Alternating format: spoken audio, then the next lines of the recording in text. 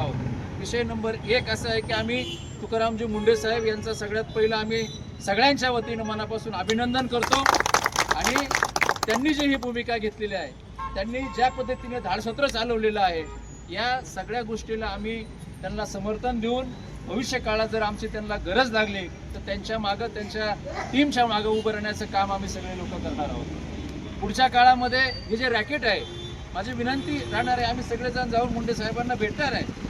तुम्ही आता एखाद्या आपण जर खत घेतलं, एखादं जर आपण पेस्टिसाईड घेतलं तर त्याच्यामध्ये कोणता किती घटक आहे त्याच्यामध्ये लिहिलं जातं। त्यामुळे आमची देखील विनंती पुढच्या काळामध्ये असणार आहे, एखाद्या डेअरीचा जर ब्रँड असेल तर त्याच्यामध्ये त्या दुधामध्ये स्निग्धांश किती आहे, त्याच्यामध्ये बाकीचं प्रोटीन किती आहे, त्याच्यामध्ये फॅट्स किती आहे, सगळ्या गोष्टी, त्याची डेन्सिटी किती आहे, सगळ्याच गोष्टी त्याच्यामध्ये त्या पिशवीवर नमूद करणं गरजेचं आहे।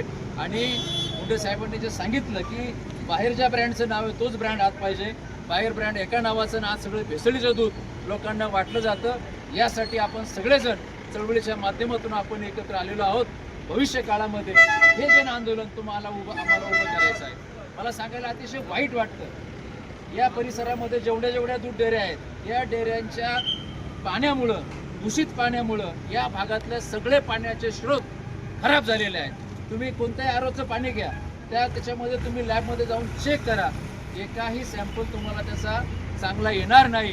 यासाठी देखील आम्हाला पुढच्या काळामध्ये आंदोलन करणं गरजेचं आहे की मी आपल्या सगळ्यांना कळकळीची विनंती करतो, कारण हे स्लो पॉयझन आहे। तुम्ही बघताय लोकांना कॅन्सरचं प्रमाण वाढत चाललंय, पुढच्या काळामध्ये घराघरामध्ये कॅन्सरचं पेशंट तुम्हाला आढळेल आणि अटॅकचं प्रमाण वाढत चाललंय, तुम्हाला याचं पक्षघाताचं प्रमाण वाढत चाललंय, पॅरालिसिसचं।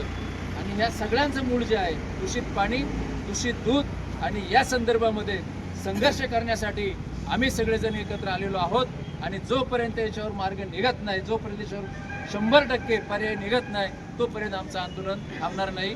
धन्यवाद।